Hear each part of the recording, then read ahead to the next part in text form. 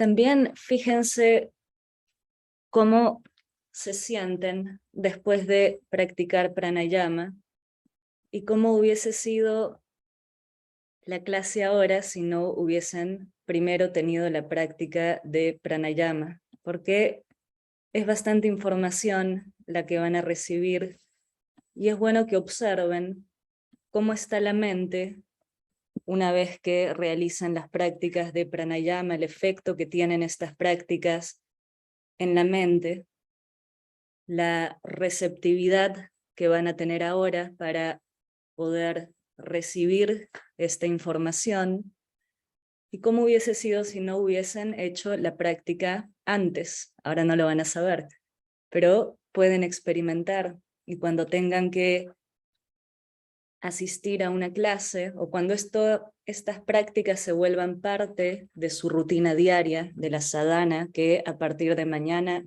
van a tener su primera sadhana, y la práctica de pranayama es un pilar de la sadhana, van a empezar a experimentar cómo la receptividad de la mente va a cambiar por completo, también gracias a la práctica de Yalaneti, que también van a aprender mañana.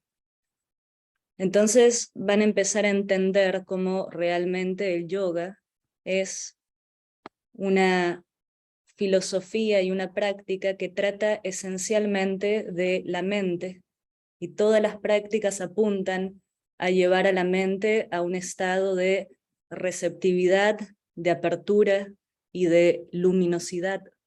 Entonces empiecen a sentirlo, a observar cómo está ahora la mente, cómo estaba antes de las prácticas de pranayama. Y ahora vamos a continuar donde nos quedamos la clase anterior. Vamos a ir avanzando hasta donde podamos llegar. La idea es hoy día terminar la filosofía del Samkhya y de ahí continuar el viaje hacia los sutras de Patanjali. Quizás los podamos empezar hoy y si no, la siguiente clase. Porque los sutras de Patanjali están fundamentados, basados en el marco teórico del Samkhya. Entonces van a ver que una vez que hayamos visto la filosofía del Samkhya en esta clase, los sutras de Patanjali van a ser bastante más fáciles de entender y muy útiles para nuestra práctica y para el camino que estamos transitando, que es el yoga. Entonces, la clase anterior habíamos visto que el viaje del yoga consistía entonces en movernos desde tamas, utilizando la pasión, el movimiento, el dinamismo de rayas, hacia sattvas y establecernos ahí. Si el yoga propone eso, todas las prácticas que van a aprender tienen el propósito de trasladarnos de tamas, utilizando rayas y estableciéndonos en sattvas. Este es el viaje del yoga.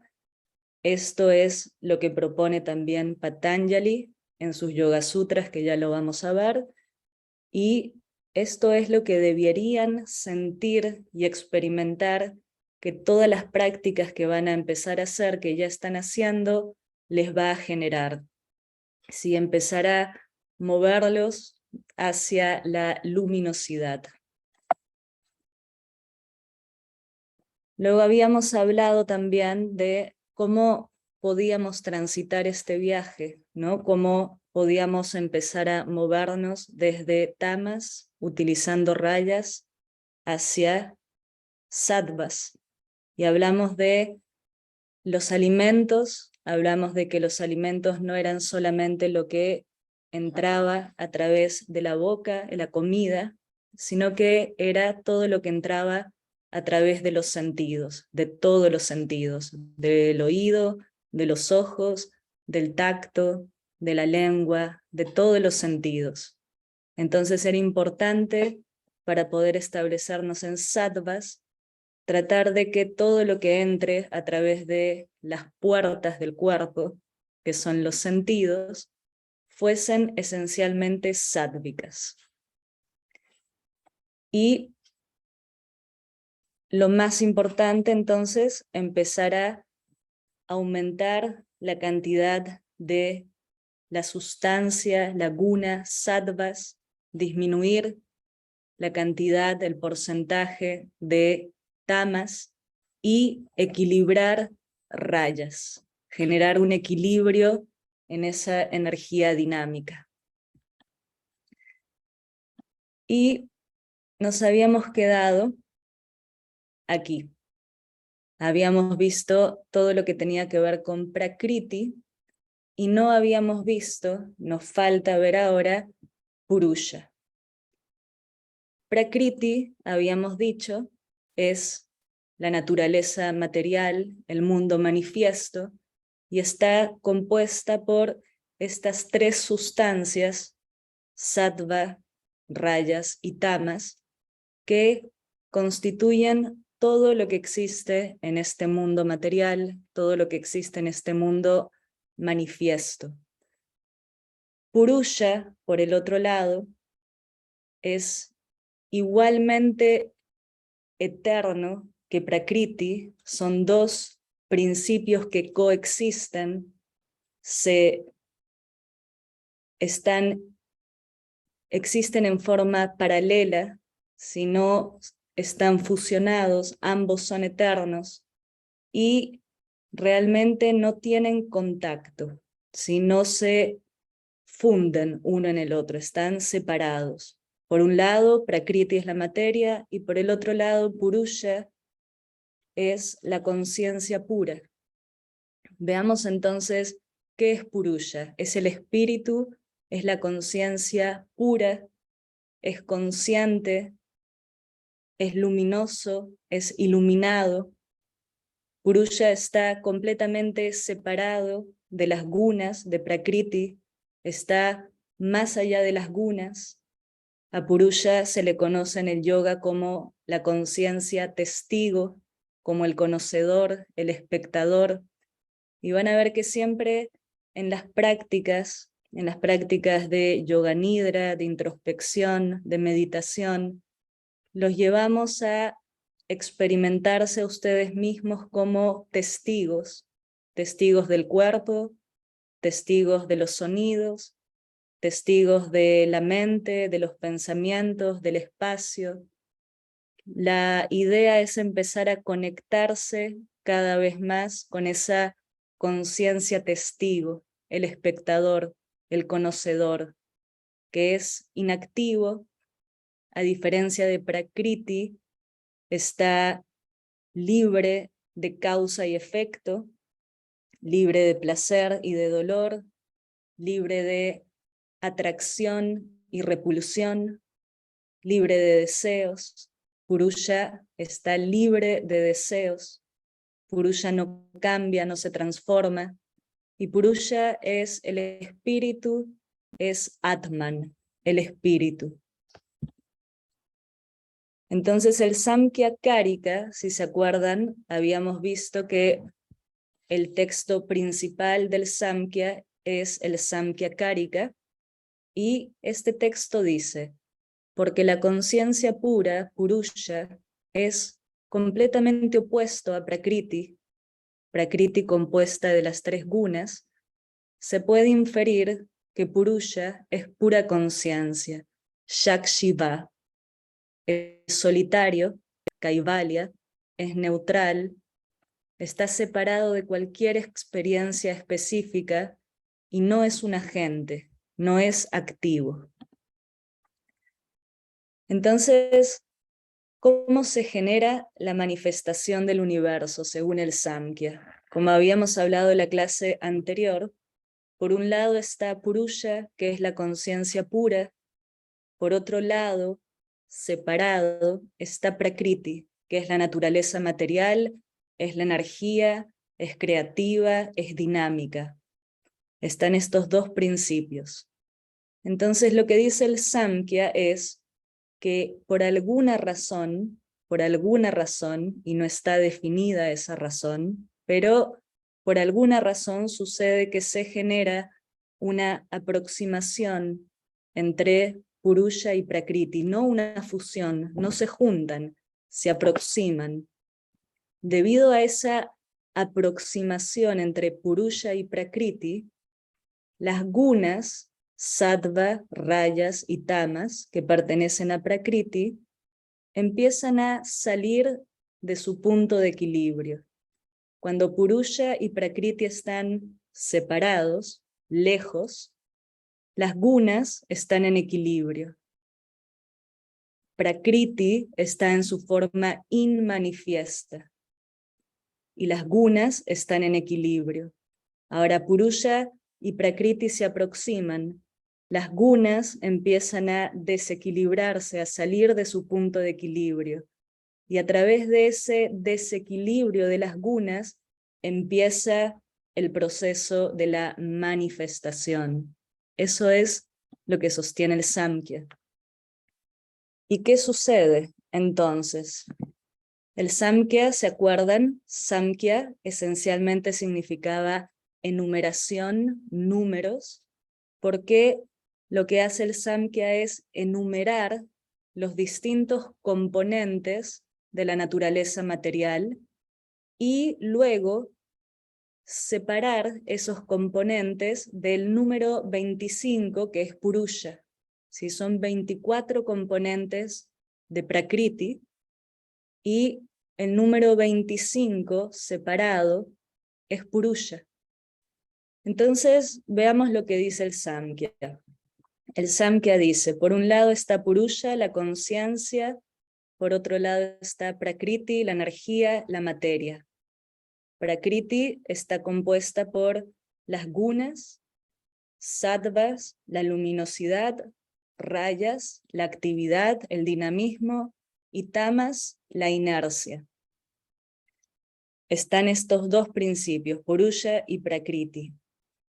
Cuando se genera esta aproximación entre Purusha y Prakriti, las gunas que estaban en ese estado de equilibrio empiezan a entrar en un estado de desequilibrio. Ese estado de desequilibrio genera la manifestación, y lo primero que se manifiesta de Prakriti es Mahat o Buddhi, que puede traducirse como el intelecto. Lo primero que se manifiesta es el intelecto, y algo que deben entender es que esto sucede en un nivel macrocósmico y también en un nivel microcósmico. Como vamos a ver más adelante, y como ya lo hablamos antes, el Samkhya realmente estudia el macrocosmos. Y lo que hace luego el yoga es utilizar esas mismas leyes que utiliza el Samkhya en ese estudio macrocósmico en el microcosmos, dentro del ser humano. Esa es la gran relación entre el Samkhya y el yoga. ¿Sí? Entonces, piensen que esto sucede en un nivel macrocósmico y también en un nivel microcósmico dentro de nosotros. Entonces, de Prakriti surge Mahat o Buddhi, el intelecto. Del intelecto luego surge el ego, que no es un ego de egocéntrico. Ego es ahamkara, aham significa yo, es la conciencia de yo, la conciencia de individualidad, de yo soy. Eso es ahamkara. Entonces, de Prakriti surge Mahat, Buddhi, el intelecto. Del intelecto luego surge la conciencia del yo, de la individualidad, aham, ahamkara. Y ahamkara, esta conciencia del yo, se puede subdividir en tres. Hay una ahamkara sádvico, un ahamkara rajásico y un ahamkara tamásico. ¿Sí? La conciencia del yo, el ego, puede ser sádvico, puede ser rajásico, puede ser tamásico. Del ego sádvico surge la mente, manas, De ese mismo ego sádvico surgen los 5 órganos de percepción que se conocen como Gyanendriyas, Gyanen de Gyana, de conocimiento, Indriyas son órganos de los sentidos. Entonces, los 5 órganos de percepción que son los oídos, la piel, los ojos, la lengua y la nariz, que los podemos entender como las puertas del cuerpo. De ese mismo ego sádvico surgen los 5 órganos de acción, karmendriyas, karma es acción, indriyas, órganos, y serían la boca, los brazos, las piernas, los genitales y los órganos de excreción, ¿sí? Las puertas por donde sale, por donde se expresa ahamkara, el yo. Luego del ego tamásico, ¿sí? Rayas es simplemente el movimiento entre uno y otro. Y tamas, del ego tamásico surgen los 5 elementos sutiles que se conocen como tanmatras, que son los sonidos, el tacto, las formas, el gusto, los olores, todo lo que los órganos de percepción pueden percibir. Si eso surge de el ahamkara tamásico. Y de ese mismo ahamkara tamásico surgen los 5 elementos burdos, que se llaman mahabhutas, que es el éter, el aire, el fuego, el agua, la tierra. El éter, el aire, el fuego, el agua y la tierra están fuera de nosotros a nivel macrocósmico y también están dentro de nosotros cumpliendo diversas funciones dentro de nosotros. Entonces, vean este mapa, ¿sí? Vean este mapa, es el mapa de la manifestación según el Samkhya, Purusha por un lado, Prakriti por el otro lado, Prakriti compuesto de las gunas en un estado inmanifiesto, las gunas en un estado de equilibrio. Por alguna razón, Purusha y Prakriti se aproximan. Esa aproximación entre Purusha y Prakriti generan el estado de desequilibrio de las gunas. Cuando se desequilibran las gunas, se empieza a generar la manifestación. De lo inmanifiesto surge lo manifiesto. De lo sutil empieza a surgir lo burdo, lo manifiesto. Lo primero que surge, Mahat, el intelecto. ¿Sí? Entonces fíjense que el intelecto está muy cerca de Prakriti, y como Prakriti está muy cerca de Purusha, entonces el intelecto también está cerca de Purusha. Eso recuérdenlo. Del intelecto surge la conciencia del yo, ahamkara.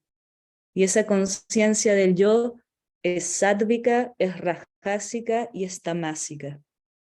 En su estado sádvico, desde ahí surge la mente, surgen los 5 órganos de percepción, surgen los 5 órganos de acción. Rajas es el movimiento, el dinamismo, no hay nada que surja de ahí, solo el movimiento, el dinamismo, la acción, y del ahamkara tamásico surgen los 5 elementos sutiles, lo que los órganos de percepción pueden percibir, y surgen los 5 elementos burdos, éter, aire, fuego, agua y tierra. Ahora, los 13 órganos de acción, percepción y reconocimiento son estos. Y esto es relevante porque esto es con lo que trabajamos esencialmente en el yoga. Los órganos internos son 3. ¿Sí? Son 13 órganos de acción, percepción y reconocimiento con los que contamos en este mundo material. Los 3 órganos internos que se conocen como Anta karana. Antar es interno. Son manas, que es la mente que categoriza, que reconoce, que pone nombres a lo que entra a través de los sentidos. Manas, la mente racional, que categoriza todo lo que entra a través de los sentidos. Ahamkara, el sentido del yo, podemos llamarle el ego, pero mejor entendido como la percepción del yo, de yo soy. Y buddhi, el intelecto. Esos son nuestros 3 órganos internos de percepción y reconocimiento. Y luego están los 10 órganos externos, que son los órganos de acción a través de los cuales me expreso: la boca, los brazos y manos, piernas, los genitales y los órganos de excreción. Y los órganos de percepción, los yanendriyas, que son los ojos, los oídos, la piel, la lengua y la nariz. Estos 13 órganos de acción, percepción y reconocimiento son los que en el yoga y las prácticas del yoga buscan purificar, buscan transformar, especialmente buddhi, el intelecto. ¿Por qué? Porque es el que está más cerca de Prakriti en su forma inmanifiesta. Y Prakriti está muy cerca de Purusha.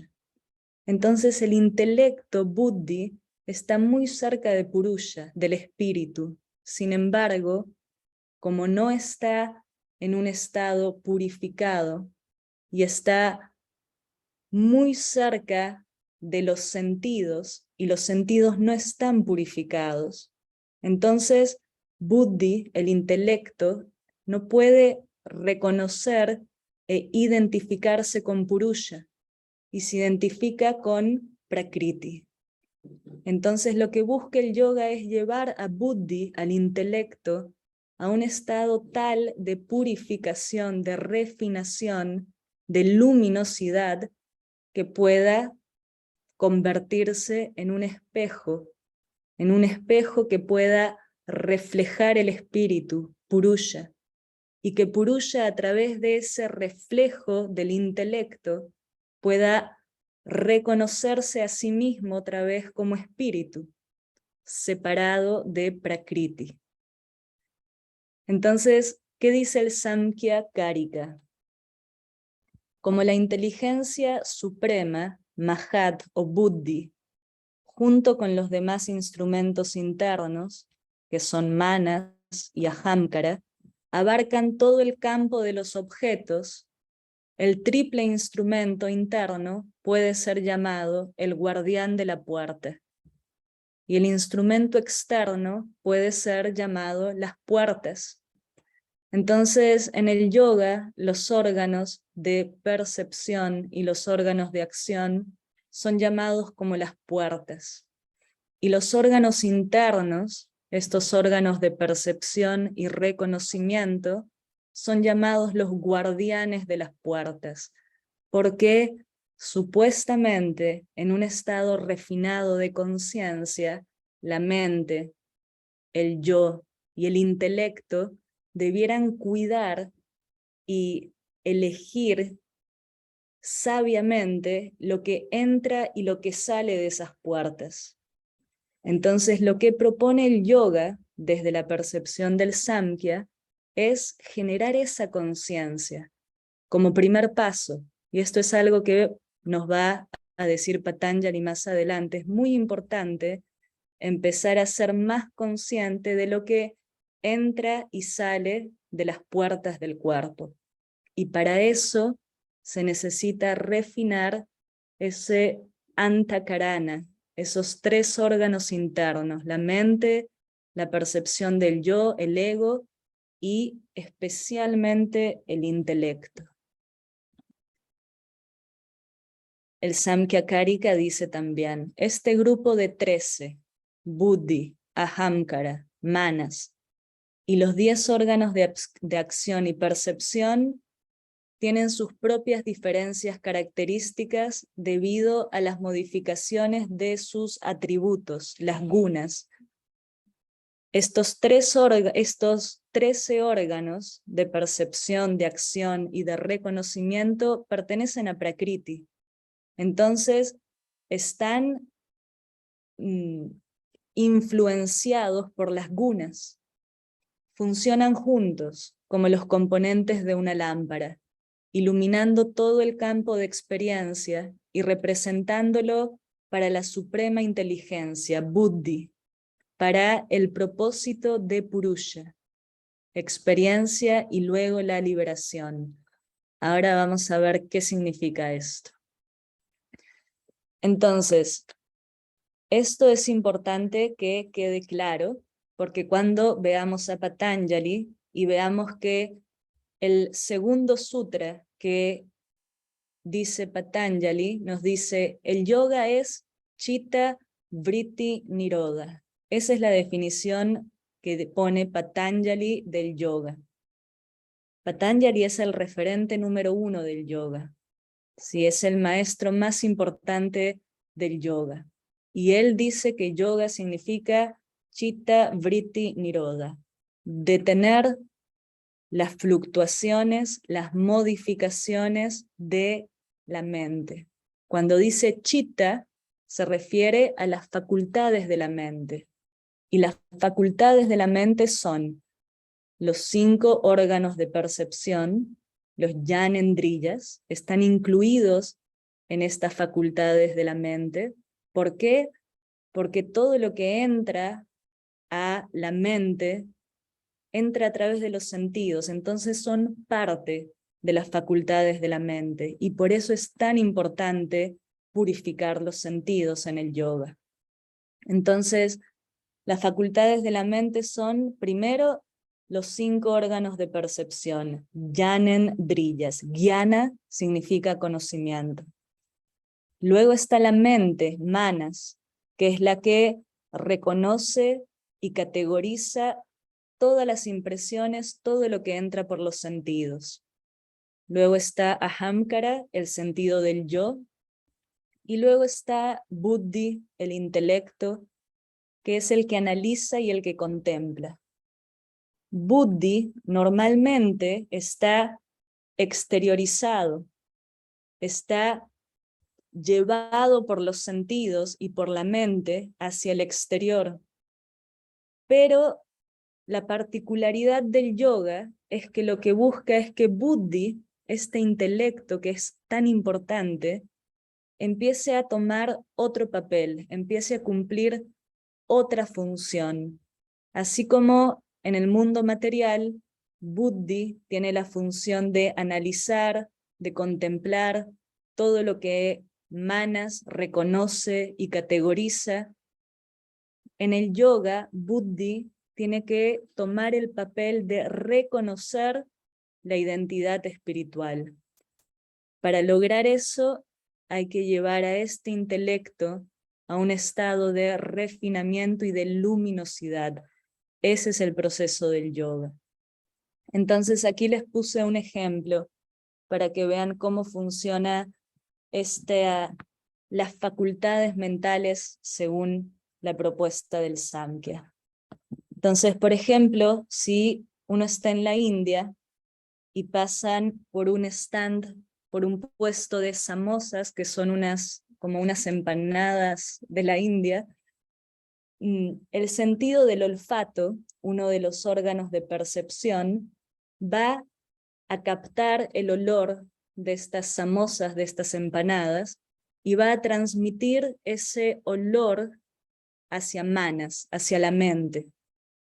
Manas va a reconocer ese olor y va a decir, esto huele a samosas, lo pone en una categoría, samosas, lo identifica, le pone un nombre. Ese es el trabajo de Manas, la mente que raciona, que identifica, categoriza y reconoce. Luego esa información pasa hacia Buddhi, y Buddhi, que analiza y contempla, toma una decisión. y dice, me gustan las samosas, pero ya tomé desayuno, y si como ahora me va a caer mal, mejor lo dejo para mañana. Si Buddhi es el que analiza la situación, analiza lo que trajo Manas, y luego toma una decisión. Ahora depende de qué tan refinado o no esté el intelecto, va a tomar una decisión como esta, que fue inteligente, o va a tomar otra decisión, ¿sí? Entonces depende qué tan refinado, qué tan purificados esté este grupo de facultades mentales que me va a dirigir hacia un lugar o hacia el otro. Esto es importante. Cuando veamos a Patanjali van a poder identificar, entender la importancia de esta forma de describir las facultades mentales que tiene el Samkhya en relación al yoga.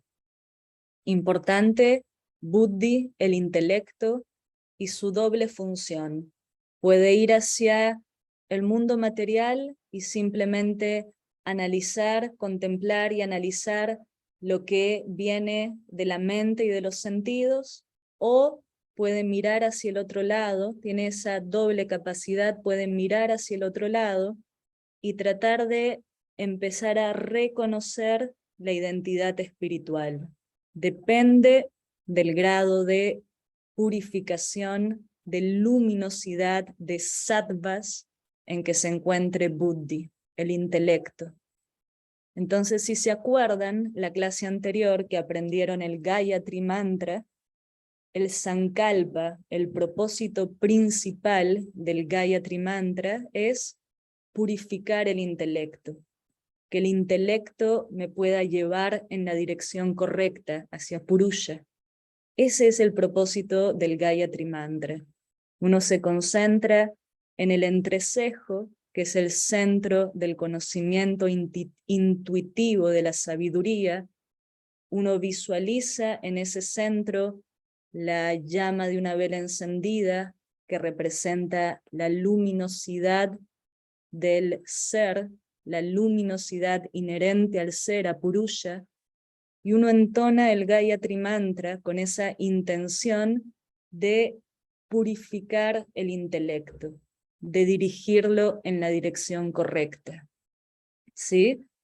Entonces, de esa forma, es bueno que empiecen a relacionar las prácticas que están aprendiendo con lo que la filosofía del Samkhya y del yoga proponen.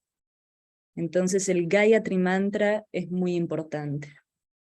El Mahamrityunjaya Mantra es muy importante para el proceso de purificación de los sentidos, de la mente, del intelecto. Son herramientas poderosas. Laya, la disolución.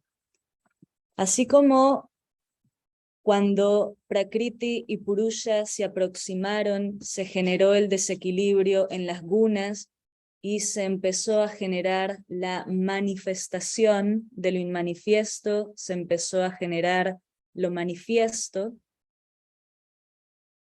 En el momento de la disolución ocurre lo opuesto. Lo manifiesto se empieza a disolver y se vuelve nuevamente inmanifiesto.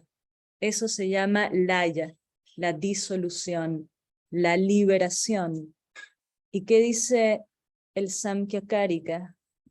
Al momento de la disolución, laya, los 5 elementos burdos, los 5 elementos sutiles, los 5 órganos de acción, los 5 órganos de percepción, y manas, la mente, se disuelven en el ego, ahamkara.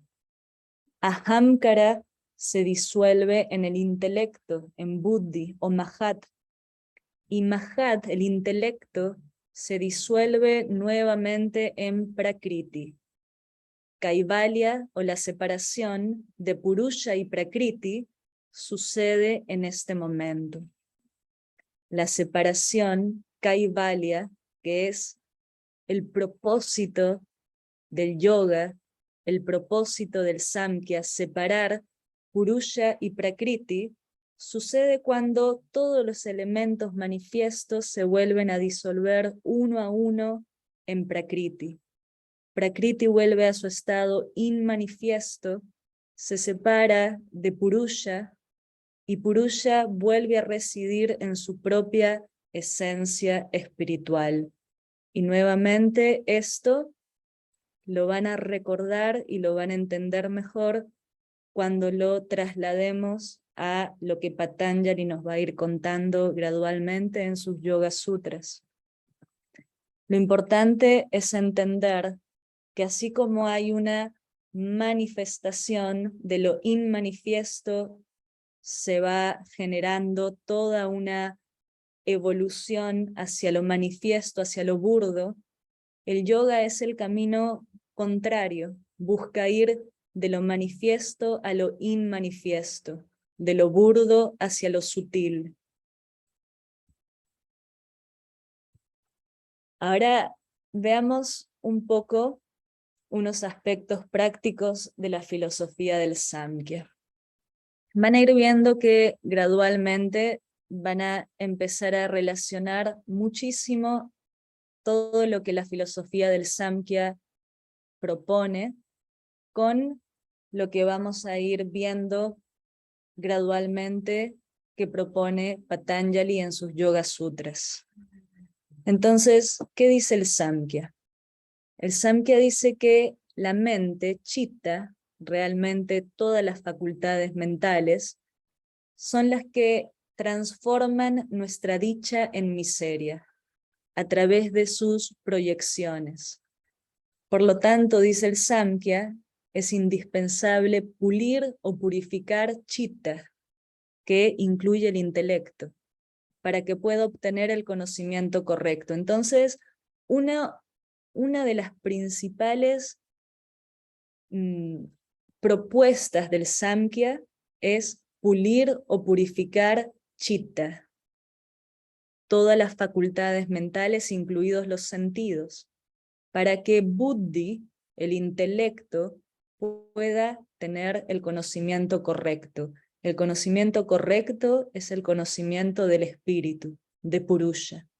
Este es uno de los aspectos importantes, prácticos, que propone el Samkhya. Purifica tus sentidos, purifica tu mente, purifica tu intelecto para que pueda tener el conocimiento correcto. Un aspecto importante.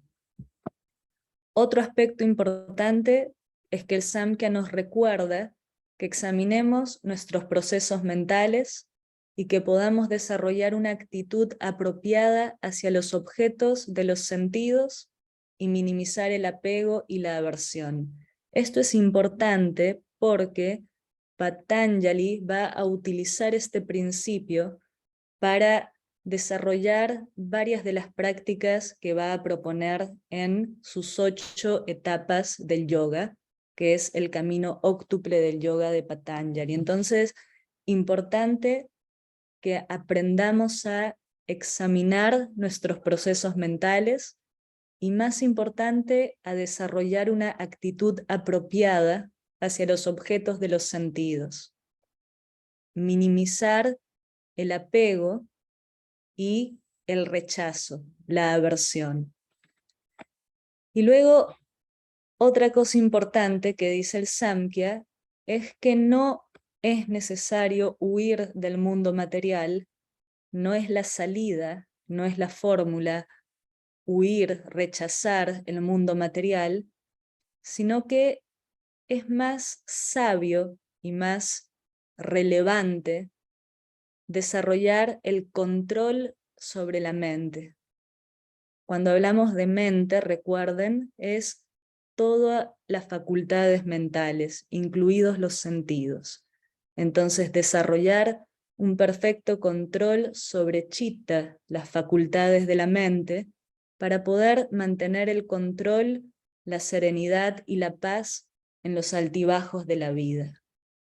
Alguien preguntaba el otro día, cómo podía generarse una separación entre Purusha y Prakriti, entendiendo que Prakriti también son las personas. Si uno vive con personas, si uno tiene hijos y familia, ¿cómo podía generarse esa separación?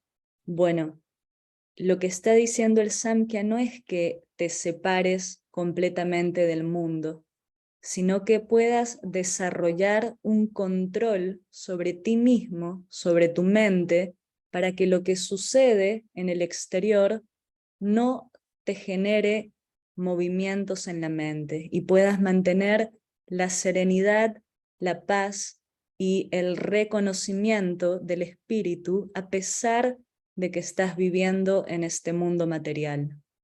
Si entonces no es un impedimento vivir en el mundo material y no es aconsejable huir del mundo material.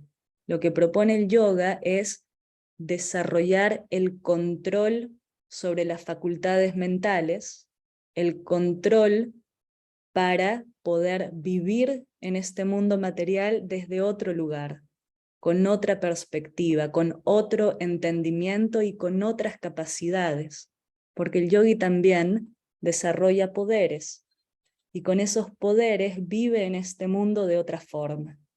Entonces no se trata de huir del mundo ni de las personas, sino aprender a moverse en este mundo de otra manera. Esa es la propuesta. Entonces, Kaivalya es el propósito del Samkhya. A diferencia del Vedanta, fíjense que no significa unión, no, Purusha no se une con nadie, está unido a sí mismo, es el espíritu, no se une con la materia, no se une con nadie, y el propósito es más bien separar. Kaivalya significa soledad, ser distinto, ser diferente a Prakriti. Una de las grandes frases del Samkhya es Anyoham, soy distinto. Cuando nos damos cuenta de que somos Purusha a través del refinamiento del intelecto, nos damos cuenta de que somos distintos a Prakriti, a la materia, Anyoham, soy distinto, nos liberamos de Prakriti y por lo tanto del sufrimiento, porque Purusha, el espíritu, es completamente libre de sufrimiento, completamente libre de transformaciones. El sufrimiento pertenece a Prakriti. Por lo tanto, el Samkhya dice es simple, es simple. Para trascender el sufrimiento me tengo que separar de Prakriti, porque el espíritu en sí mismo no tiene sufrimiento. Y nuevamente, para poder tener esta realización de Purusha, de soy distinto de Prakriti, Buddhi, el intelecto, debe ser llevado a su estado más puro, al estado sádvico. Este es el secreto, esta es la fórmula. Para poder realizar al espíritu, para reidentificarse con el espíritu, este es el secreto del Samkhya, Buddhi, el intelecto, debe ser llevado a su estado más puro, al estado sádvico, para que en ese estado de pureza pueda servir como un espejo que refleje a Purusha. Y Purusha pueda reconocerse nuevamente a sí mismo como un espíritu separado de la materia y de todos sus elementos. Esa es la propuesta, ese es el secreto del Samkhya y del yoga también. Ahora, una de las teorías importantes del Samkhya, y la vamos a ver solamente porque Patanjali utiliza esta teoría también para explicar varias de las prácticas que va a proponer, es la teoría de la causalidad, que se llama Sat Karya Vada. Es la teoría básica del Samkhya y es la teoría de la causa y el efecto. Entonces, ¿qué es lo que dice? Esta teoría sostiene que el efecto está inherente en la causa. Es decir, Prakriti en su forma inmanifiesta, tiene latente toda la manifestación. Existe previa a la manifestación. Por ejemplo, y esto lo vimos la clase anterior, en una vasija de barro existe la posibilidad, el potencial de una vasija. En el barro existe el potencial de una vasija de barro. Sin embargo, antes de que se manifieste, está en un estado potencial. Una vez que se manifiesta, está en su estado manifiesto. Lo mismo sucede con Prakriti. Todo este mundo manifiesto, antes de haberse manifestado, estaba como una posibilidad en Prakriti, en su forma inmanifiesta, inherente en esa forma inmanifiesta. Entonces, todo elemento que existe contiene en sí la posibilidad de transformarse. Esa es una cualidad de Prakriti, la posibilidad de transformarse, no de Purusha. Cualquiera sea la causa, contiene en sí una forma inherente, latente en su efecto. ¿Cuál es la lógica de esta teoría? Esencialmente dice que algo no puede nunca ser producido de la nada. Algo no puede salir de la nada. Siempre tiene que haber una causa para un efecto. Un resultado no puede no tener una causa. Esta es la teoría básica del Samkhya. Entonces, la causa original de este universo, el Samkhya dice que este universo, este mundo material, no surgió de la nada, sino que su causa original es Prakriti y las tres gunas. Vamos a ver unos ejemplos para que quede un poco más claro. Entonces, cada causa tiene un efecto. Un efecto, o otra palabra para efecto, un resultado. Cada causa tiene un resultado. Ese resultado, ese efecto, está siempre inherente en la causa. Cada efecto tiene una causa de acuerdo a su cualidad. Y la cualidad de ese efecto está determinado por su causa. Parece un trabalenguas. Pero entonces, por ejemplo, el yogurt es un efecto, es un resultado que siempre está inherente en la leche, que es su origen, es su causa. Pero hasta que no se genere en la forma manifiesta de un yogurt, va a permanecer en una forma inmanifiesta en su origen, la leche. La ropa de algodón, un polo, un suéter de algodón, es un resultado de su causa, que es el algodón. La ropa de lana, lana, es el resultado de su causa, que es la lana, no del algodón. El árbol de mango es el resultado, el origen, el efecto de la causa, que no es el mango, como dice ahí, es la semilla de un mango, de un árbol de mango. Entonces, un resultado en particular tiene una causa en particular. No cualquier cosa surge de cualquier cosa. Cada efecto tiene una causa de acuerdo a su cualidad. Y la cualidad de ese efecto está determinado por su causa.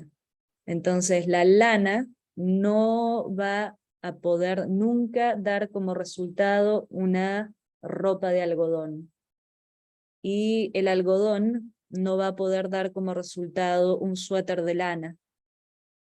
Cada causa tiene un resultado de acuerdo a el origen, a la calidad del origen, de la causa. Esto es lo que dice el Samkhya Karika.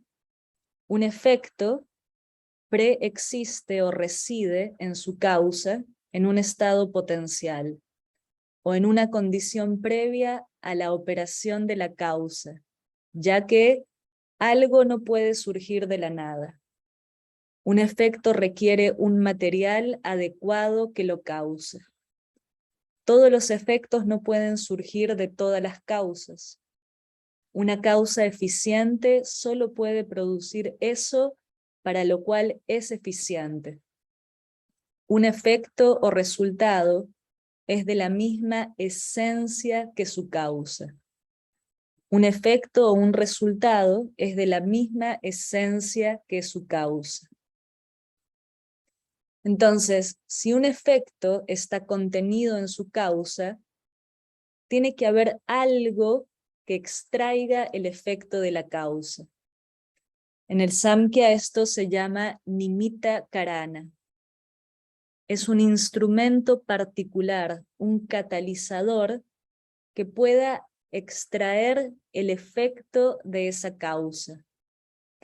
Por ejemplo, la semilla es la causa potencial de un árbol. El árbol es el resultado de la manifestación de la semilla. Sin embargo, esa semilla no se va a volver un árbol por sí sola. Tiene que haber algo, un instrumento, un catalizador que saque, que extraiga el potencial de esa semilla y haga que se transforme en un árbol. Sí, tiene que haber un catalizador que extraiga el efecto, el resultado de la causa. ¿Sí? Que extraiga el árbol de la semilla. En el caso del árbol, el catalizador es la tierra fértil, el sol y el agua. La semilla es la causa, el árbol es el resultado, pero ese árbol no va a crecer, no se va a manifestar a menos que exista el catalizador, la tierra, el agua y el sol. Ese catalizador es el que va a despertar el potencial latente de la semilla. ¿Se entiende? Entonces, hay una causa, hay un efecto, pero entre la causa y el efecto hay un catalizador, un instrumento, que es el que extrae el efecto de la causa. ¿Y cuál es el primer catalizador que despierta la manifestación de todo este universo? El Samkhya dice, ese catalizador es Prakriti, la proximidad entre Purusha y Prakriti, el desequilibrio de las gunas. Ese es el instrumento, el desequilibrio de las gunas. Ese es el instrumento que extrae la causa, que extrae el efecto de la causa, que es Prakriti. Y el efecto es el universo material. Entonces, la causa Prakriti.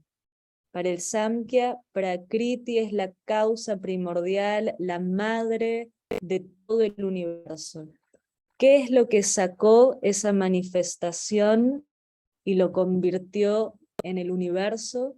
¿Qué es lo que hizo que el universo se manifieste, salga de una forma inmanifiesta, inherente a Prakriti, y se manifieste? La proximidad entre Purusha y Prakriti, que generó denes. Entonces, para extraer un efecto específico, se necesita una causa específica. En este caso, el efecto específico es todo este mundo material, todo este universo material y la pluralidad de formas y manifestaciones que existen en este mundo material. Para que este efecto haya podido surgir, se necesitó un catalizador, un instrumento que hiciera de su forma inmanifiesta empezar a generar el mundo manifiesto. Y ese fue el movimiento en las gunas, el desequilibrio de las gunas, causado por la proximidad entre Purusha y Prakriti.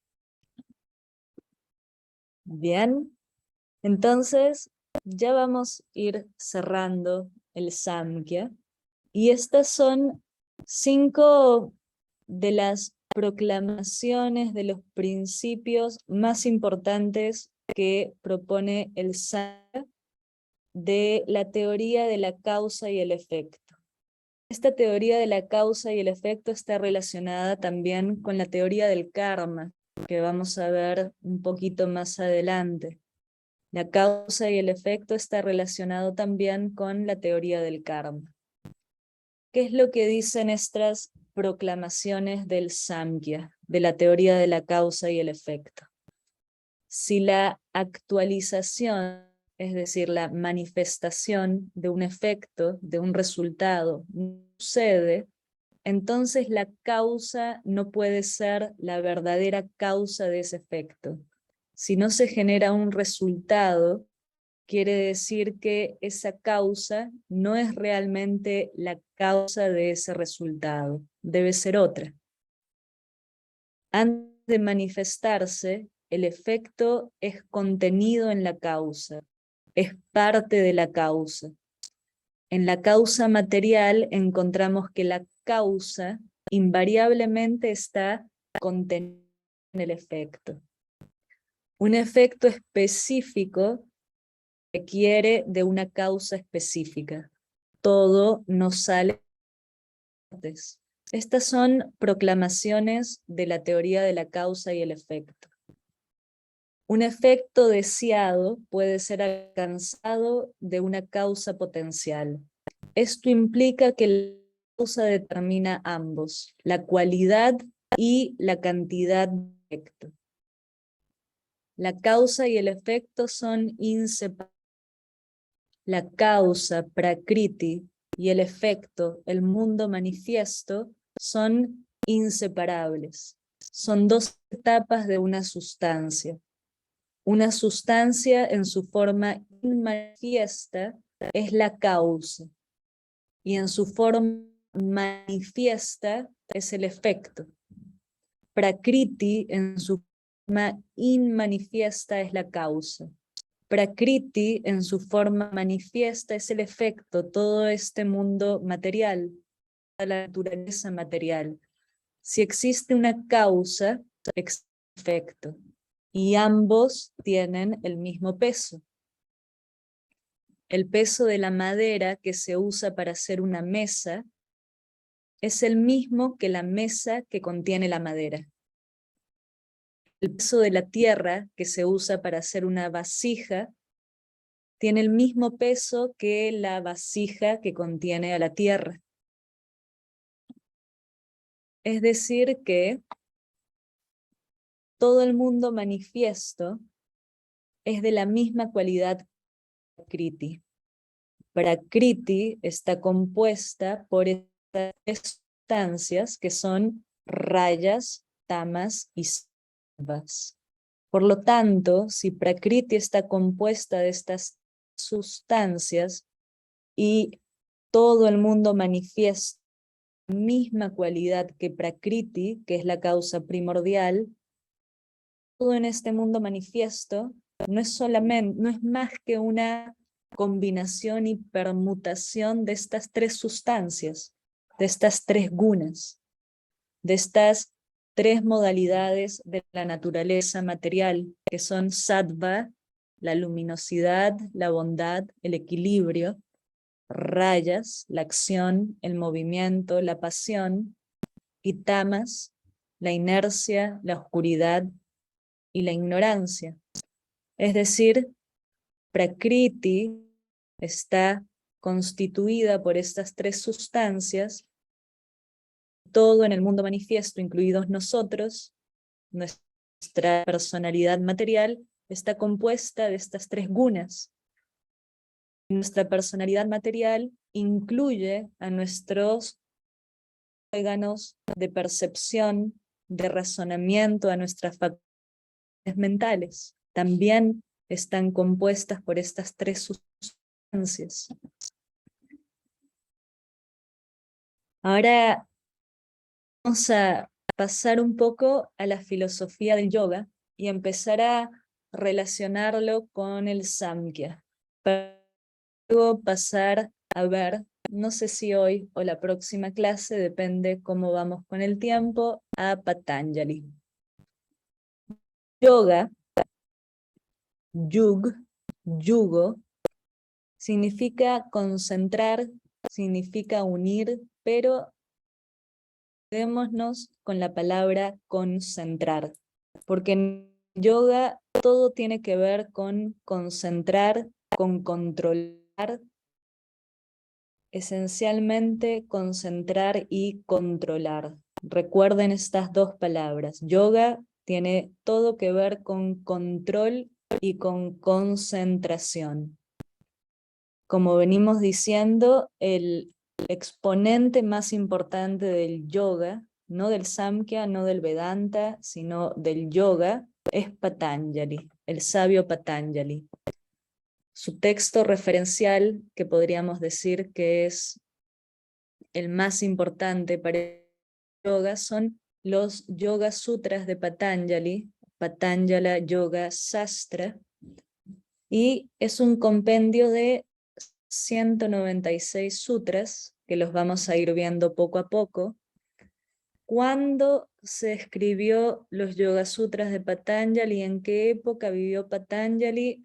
Es un poco indefinido, pero la fecha que más se acepta es alrededor del 200 antes de Cristo.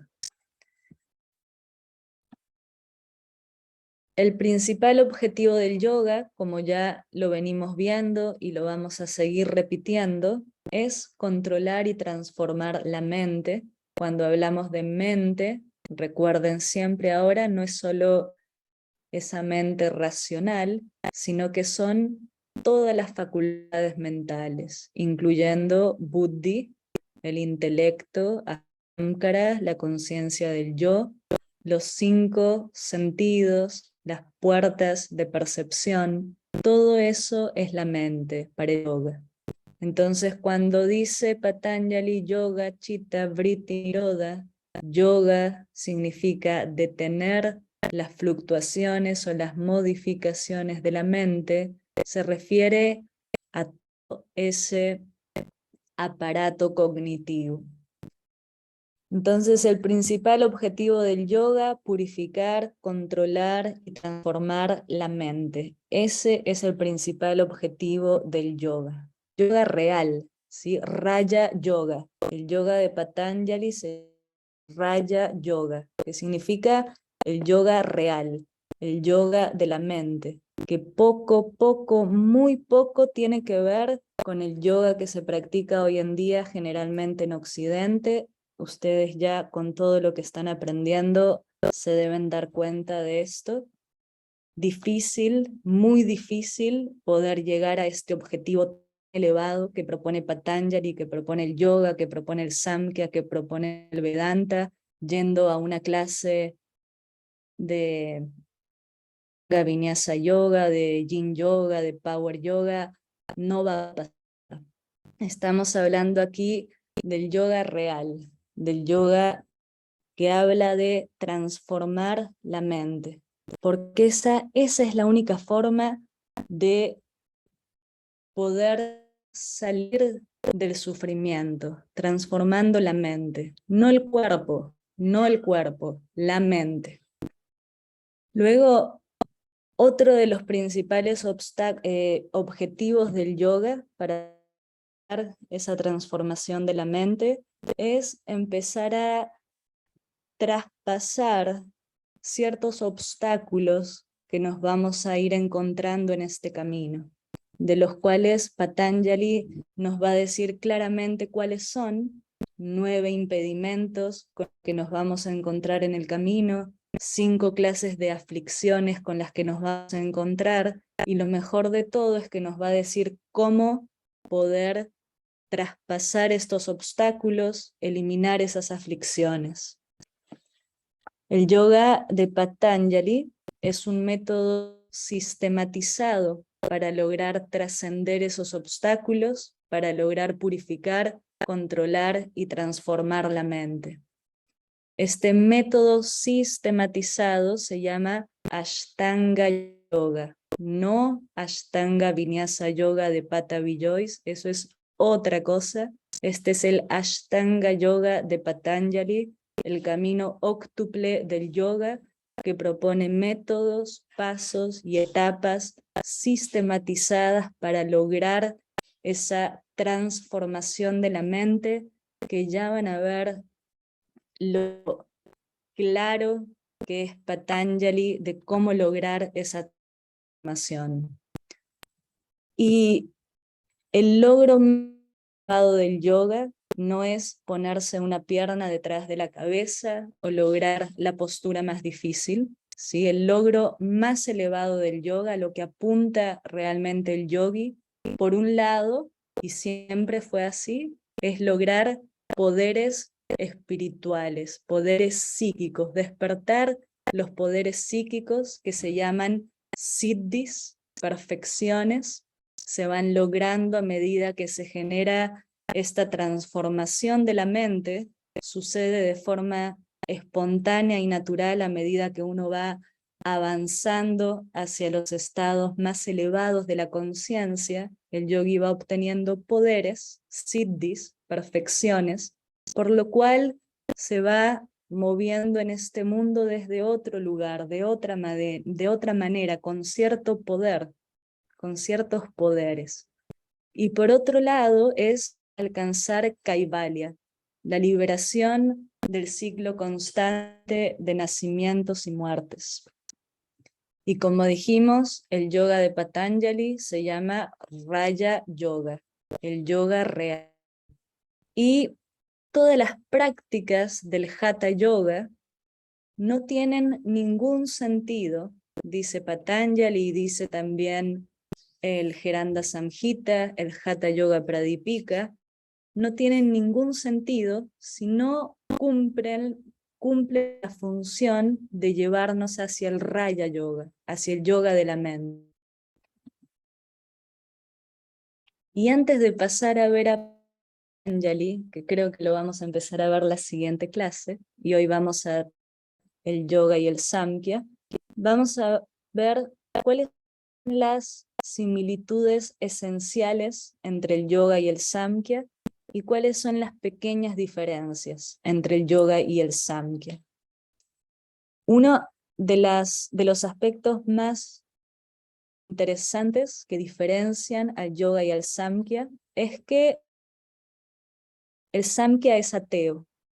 El Samkhya no habla sobre Dios, no habla sobre un principio, no habla sobre un Dios, habla sobre Purusha, sobre la conciencia pura, habla sobre Prakriti, sobre la naturaleza material, sobre la manifestación, pero no habla sobre Dios. El yoga sí. El yoga trae un tercer principio y trae a Ishvara, que no es un Dios creador, pero es el Dios de los yogis. Es un Purusha especial, y ahora lo vamos a ver. Esta es básicamente la diferencia más importante entre el yoga y el Samkhya. El Samkhya es ateo, no acepta el principio de un Dios, habla sobre estos dos principios, Purusha y Prakriti. El yoga acepta el principio de Prakriti, los adopta, pero trae un tercer principio, que es para el Dios personal, el Dios de los yogis, que es un Purusha especial, el que va a ayudar al yogi a generar ese salto cualitativo en el nivel de la conciencia. Entonces, el Samkhya acepta la existencia de Purusha y Prakriti, el yoga acepta la existencia de Purusha y Prakriti y aporta un tercer principio que es Ishvara. El Samkhya pone un énfasis en el conocimiento, jnana, en descubrir la verdad absoluta a través del conocimiento, del intelecto, del refinamiento del intelecto. El yoga propone generar esta transformación de la mente a través de práctica. El yoga es esencialmente prácticas y disciplinas que permitan llevar al practicante a controlar y transformar la mente. Esa también es una gran diferencia del yoga y el samkhya, del yoga y el vedanta, del yoga y de todas las otras doctrinas filosóficas. El yoga es esencialmente práctico. Y el yoga utiliza el samkhya como su principal sustento filosófico y marco teórico, pero como dijimos también, ciertos conceptos y teorías del Vedanta. Esencialmente, como lo van a ver en los Yoga Sutras de Patanjali, esencialmente el yoga está sustentado en el Samkhya.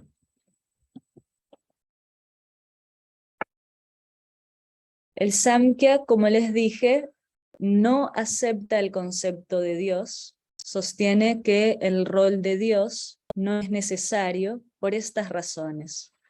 Esto es lo que dice el Samkhya. Si se asume la existencia de la ley del karma, causa y efecto, entonces el rol de Dios no es necesario. Si es Dios quien hace cumplir las consecuencias de las acciones, entonces la ley del karma sería innecesaria. Si Dios hace cumplir las consecuencias de las acciones, entonces Dios es o egoísta o altruista. Probablemente Dios no querría crear un mundo lleno de sufrimiento. Por lo tanto, el Samkhya no acepta el concepto de Dios y dice que no hay ninguna prueba de que Dios exista que pueda ser dada utilizando un método válido o científico que pueda otorgar un conocimiento válido sobre la existencia de Dios. Entonces, el Samkhya es una teoría que es atea, no acepta el concepto de Dios. El yoga acepta el concepto de Dios no como un Dios creador, sino como una conciencia suprema a la que llama Ishvara, y la que Patanjali claramente menciona como un Dios personal, como el Dios de los yogis, que ayuda al yogi a llegar a un nivel de conciencia al que sería difícil llegar si no fuese con la ayuda de Ishvara. Y ya lo vamos a ir viendo un poquito más adelante. Pero para el yoga es denominado Ishvara, para Patanjali Ishvara es el dios de los yogis, lo llama un purusha especial, un espíritu especial, es el Adi Guru, el primer maestro, el primer yogi. Para el yoga, el primer yogi, el primer maestro es Shiva, la conciencia cósmica, y para el yoga, Dios, Ishvara, no es diferente que el sonido del mantra Om. Esto lo habíamos visto en unas clases anteriores. Patanjali sostiene que el mantra Om es la forma de invocar a Ishvara, este purusha especial que nos va a ayudar en el camino del yoga. Y las similitudes entre el Samkhya y el yoga ya son bastante claras. La finalidad de ambas doctrinas es suprimir la conciencia normal, es decir, la conciencia con la que funcionamos normalmente día a día, en beneficio de una conciencia cualitativamente distinta, una conciencia que sea capaz de comprender la verdad metafísica. Suprimir la conciencia normal, chitta, vritti, nirodha, en beneficio de una conciencia cualitativamente distinta. Esa es la finalidad de ambos. Ambas aceptan la teoría de Purusha y Prakriti, aceptan que la ignorancia, avidya, es la fuente de todo nuestro sufrimiento, avidya como la incapacidad de reconocer nuestra esencia espiritual, es avidya. Ambas enfatizan la necesidad de pulir, purificar y transformar la mente, el intelecto, el ego y todos los órganos de acción y percepción, y ambas le dan importancia tanto a la teoría como a la práctica, aunque vimos que el yoga le pone muchísimo más énfasis a vyasa y al ascesis, a la tapasya, al ascetismo. El yoga esencialmente está basado en abhyasa, la práctica constante y permanente, y el ascetismo, tapasya. El Samkhya y el yoga son dos partes de un mismo sistema, las dos caras de una moneda. Esto también queda claro en el capítulo 6 del Bhagavad Gita, que dice que el Samkhya y el yoga no son distintos, y aquel que tiene cierta inteligencia puede darse cuenta que el Samkhya y el yoga son lo mismo. El Samkhya de Kapila es la metafísica del método práctico del yoga de Patanjali. El yoga sigue la misma filosofía del Samkhya. Purusha es llamado el testigo o la conciencia testigo, y Prakriti es llamado lo visto, la materia y las gunas. ¿Sí? En el yoga, Purusha, difícilmente en el yoga hablemos de Purusha, pero sí se habla del testigo, de la conciencia testigo, del observador, y difícilmente en el yoga, en el lenguaje del yoga se hable de Prakriti, pero sí se habla de la materia, de las gunas, de lo manifiesto. El yoga ha desarrollado el sistema del Samkhya en varios pasos a seguir, que son estas 8 etapas del yoga de Patanjali que vamos a ver en la siguiente clase, para lograr ir ascendiendo a las dimensiones más elevadas de este estadio yógico de conciencia, de supraconciencia, que es el samadhi, y luego llegar a la liberación.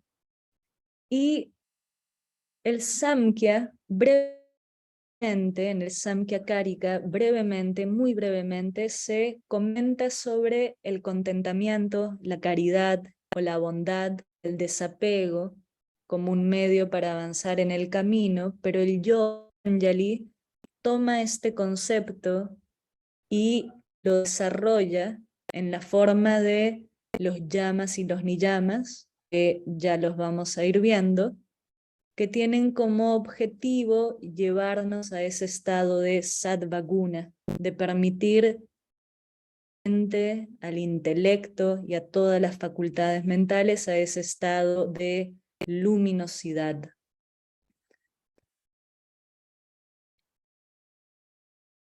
Y vamos a ir cerrando la clase recordando ciertos principios del Samkhya antes de que en la siguiente clase pasemos a ver a Patanjali.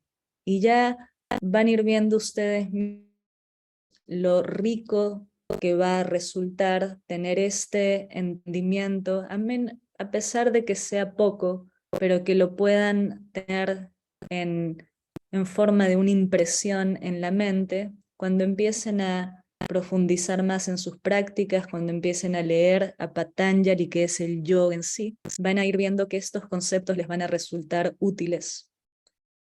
Entonces, el Samkhya y el yoga, sobre la manifestación del universo, recuerden, el Samkhya dice que la causa primordial de la manifestación es Prakriti, no Purusha. Es un viaje de la conciencia de Purusha a la materia, Prakriti. La manifestación es un viaje del espíritu a la materia. Somos un espíritu corporizado en la materia.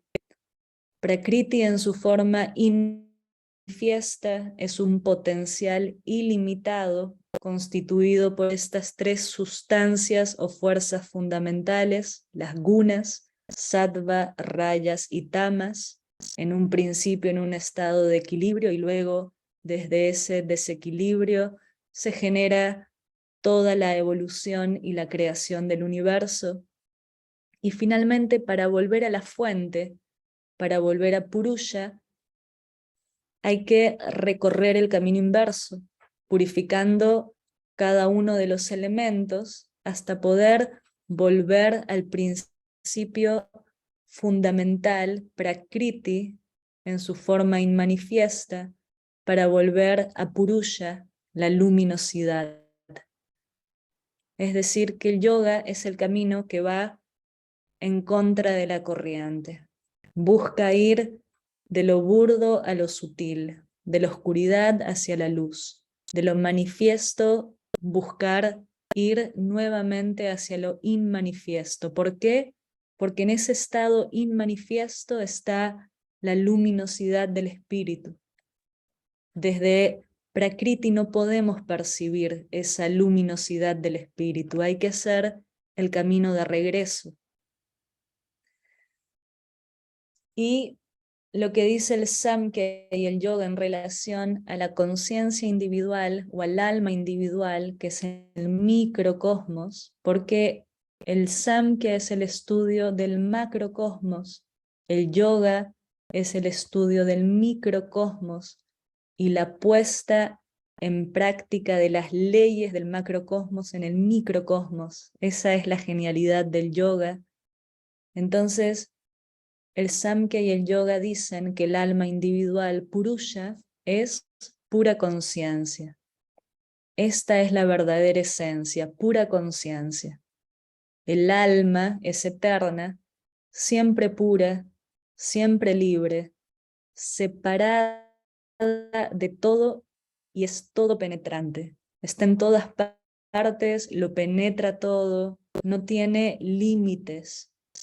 Hay innumerables almas, no es solo una, como decía el Vedanta, sino que hay innumerables almas, tantas como los seres vivientes que existan. Esto es importante. Y el proceso de liberación del sufrimiento, que se llama Kaivalya, propone lo siguiente. Y con esto vamos a ir concluyendo. Esta sería como nuestra conclusión de la clase de hoy, para que quede claro. Debido a una confusión momentánea, el alma individual, Purusha, se olvida, se confunde y se olvida de su verdadera naturaleza esencial. Se involucra con Prakriti y todos sus elementos, el ego, el intelecto, la mente, los sentidos de acción, los órganos de acción y percepción, los objetos de los sentidos, los elementos y todas sus manifestaciones, todo ese mapa de Prakriti. Purusha se involucra con Prakriti, se apega y por ello sufre. ¿Cuándo y dónde se confunde Purusha con Prakriti? No se sabe. No hay una respuesta. Lo que sí se puede decir es que esa confusión no tiene un inicio a nadie, pero sí tiene un final. Sí se le puede poner un final.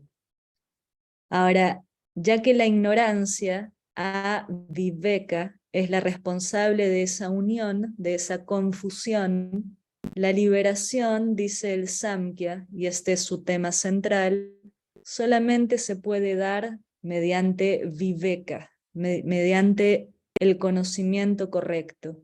Y ese conocimiento correcto para el Samkhya es a través de la refinación del intelecto. Y para el yoga el tema central es el conocimiento correcto se puede alcanzar siguiendo estas 8 etapas sistematizadas, el sistema óctuple de Patanjali, a través del cual el alma individual, Purusha, se puede reconocer a sí misma nuevamente. Purusha es el objeto de realización y esto sí es uno de los conceptos más importantes, quédenselo para cuando vayamos a ver a Patanjali. El objeto de concentración en los estados más elevados de conciencia es Purusha. el espíritu. Comenzamos con objetos de concentración burdos, manifiestos, pero gradualmente, a medida que la mente va alcanzando un estado de transformación y de elevación, el objeto de concentración se va volviendo cada vez más sutil, hasta que en un punto ese objeto de realización llega a ser el espíritu, Purusha, y ese es el objetivo del yoga, llegar ahí. Entonces, vamos a terminar aquí y el camino sería este. Primero, estudiar, entender la filosofía detrás de las prácticas, la filosofía del Samkhya, reflexionar en el conocimiento que uno va adquiriendo, no simplemente dejarlo ahí, sino hay algo que hay que entender. Por ejemplo, yo he leído los sutras de Patanjali muchísimas veces, cada vez encuentro algo nuevo.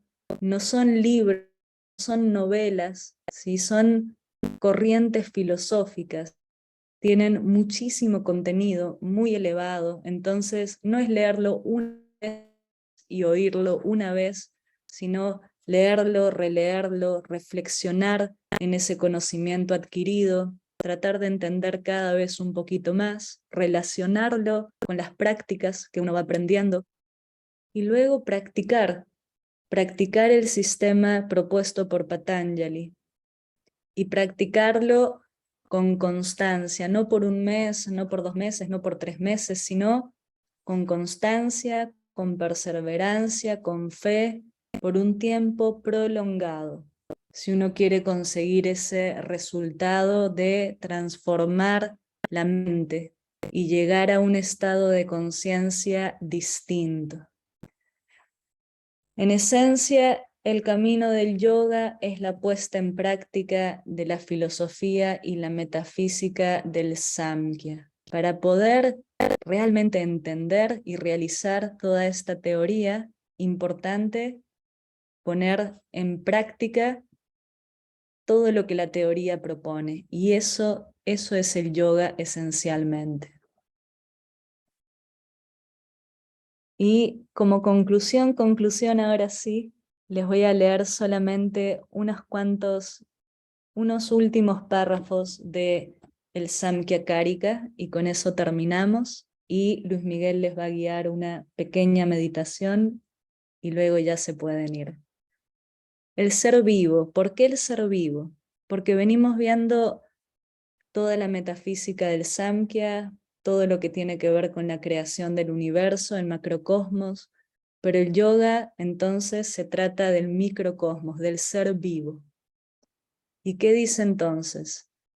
Todos los seres surgidos de Prakriti, de la naturaleza primordial, presentan rasgos comunes, los 24 elementos, las gunas, y están organizados sobre una misma fórmula. Sin embargo, no están en similares condiciones de materialidad, tiempo o espacio relativo. Los dioses, los espíritus, los hombres y los animales surgieron originalmente de las mismas fórmulas, de las que son aplicaciones y combinaciones diferentes.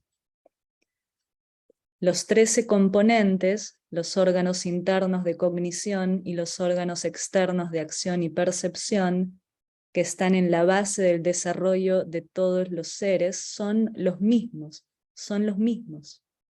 Ya se trate de una célula, una bacteria, o un ser complejo, una planta, un animal o un hombre.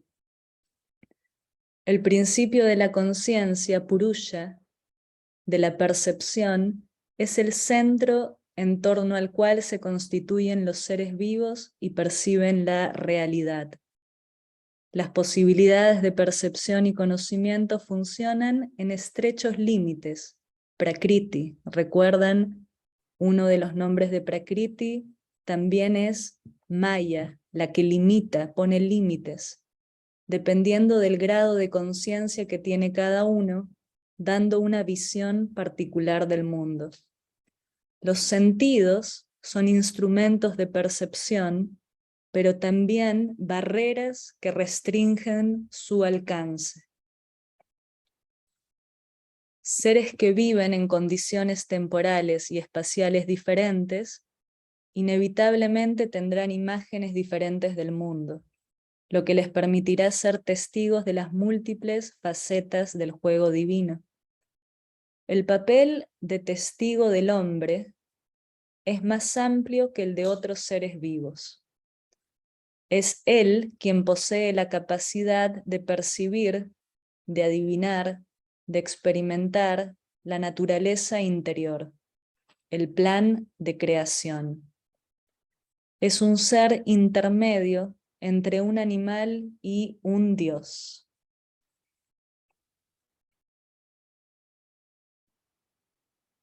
El proceso del yoga entonces es el proceso de regreso. El mapa del Samkhya que vimos nos marca el camino desde lo inmanifiesto hacia lo manifiesto y nos muestra las leyes que gobiernan el universo. A partir de ahora, de la próxima clase, vamos a empezar a hablar del yoga y a explorar el ser humano, el microcosmos, y empezar a aplicar los conocimientos del Samkhya en el microcosmos, dentro del ser humano.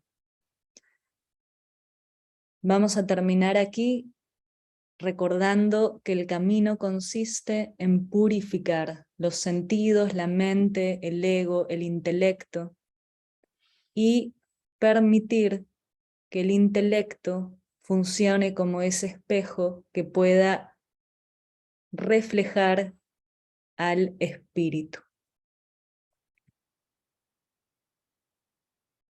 Y con esto terminamos el Samkhya por ahora.